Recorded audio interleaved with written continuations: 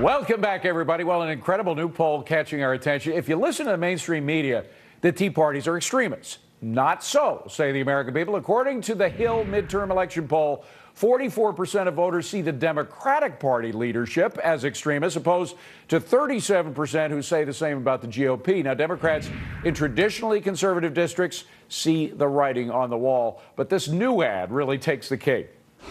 Georgia is a long way from San Francisco, and Jim Marshall is a long way from Nancy Pelosi. Jim Marshall doesn't support Nancy Pelosi. He voted the same as Republican leaders 65% of the time.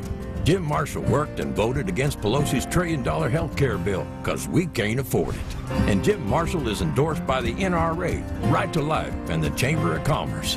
They wouldn't have anything to do with a Nancy Pelosi supporter. That is Democratic Georgia Congressman Jim Marshall, the latest Democrat to take a shot at Nancy Pelosi. So what does this mean for November? Let's get ahead of the curve with our panel. We got Matt McCall, Margaret Hoover is back, and so is Leslie Marshall out in L.A. Leslie, let me start with you. Were you surprised to see the ad?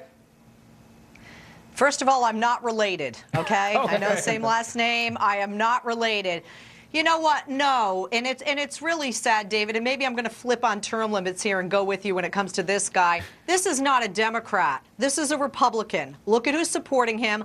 I'm a Democrat who voted 65% with Republicans. You're not a Democrat. Take the blue shirt off in the D and show us the R that is branded on your chest. He's a blue dog, which to me is a Republican. All right, but you know, the fact is that the NRA, for example, is supporting something like 40 or 50 Democrats right now. So there are a lot of blue dog Democrats now who are trying to flex their conservative muscle. Of course they are, and let's not forget how Democrats took back the House. Rahm Emanuel went around and recruited all these blue dogs so that they could take back the House in 2006, and that's what's really going on here. Now they need to distance themselves from Nancy Pelosi. When you've got a Congress where 17 of the 20 chairmanships are seated by people who won their districts. Obama won their district by 70% or more. What you've got is a liberal hijacking of a Democratic Congress. And if you're a blue dog, you've got to distance yourself. Although, you know what this reminds me of, Matt McCall? It reminds me of a lot of stuff that we heard about from Republicans back when some of them were backing away from President Bush's overspending. And we are now hearing some of it about John Boehner. People worried that he's not conservative enough to be the Speaker of this new House. You know, I actually really respect that, and I respect the people that are doing this. And I'll tell you why. Because we've always had this, either you're Democrat or Republican, and you always side with the party. I like the fact now that you're actually speaking your mind. Maybe you don't agree with the entire campaign that your Republican Party is pushing, or Democrat Party. So let's be somewhat independent. Leslie, the point is here that leadership of all parties is getting hit. First it was George Bush, John Boehner's getting hit now, and it's happening to Democrats. Isn't there something healthy? Aren't you, as a good Democrat, aren't you anti-establishment? Well, I am anti-establishment in the sense that I like when people, Scott Brown, for example, will step aside from their party and will say, I'm going to do what's best for my constituency. However, what I want to see, David, left or right, less mudslinging, talking more about their own record and their own merit. You don't have to just be a poster child for your party. And you definitely, Nancy Pelosi is not running in Georgia. Margaret, you go back to the days of the 20s, even the last century, the 1800s, and you see a lot more mudslinging than you do today. People, I think now, particularly this year, are talking issues. People are talking issues, and I just got to say about John Boehner, I think the criticism, look, Leslie, if everybody understands they want to win. Republicans want to win back the Congress.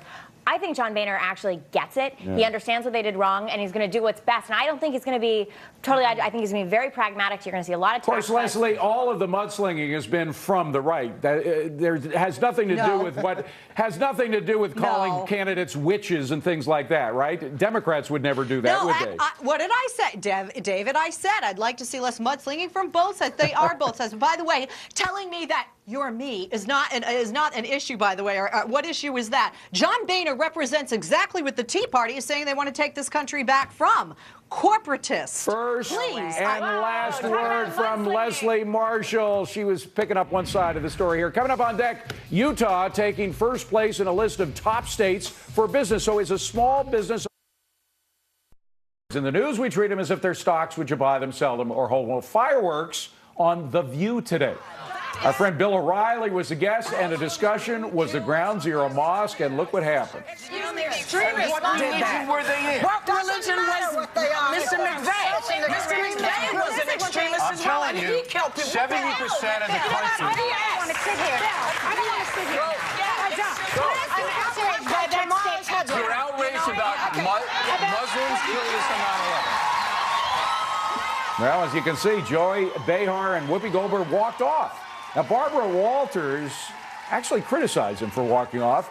They did eventually return and a conversation resumed, but Behar and Whoopi Goldberg walking off the set like that, is that a buy, sell, or hold, Margaret? It is a sell, absolutely a sell. Look, what we were talking about earlier is this intense hyperpolarization in the rhetoric in the commentary today. People are just turned off by that. You can't just tune out, walk off, and bail. One sell. I'm selling it too. You know, O'Reilly made a point, and you can go back and forth and comment on that point. You know, they just got mad and walked off. That's not fair. It's a talk show where you got to. And Barbara stayed and disagreed with Bill, but she stayed. That's the point. What do you think, Leslie?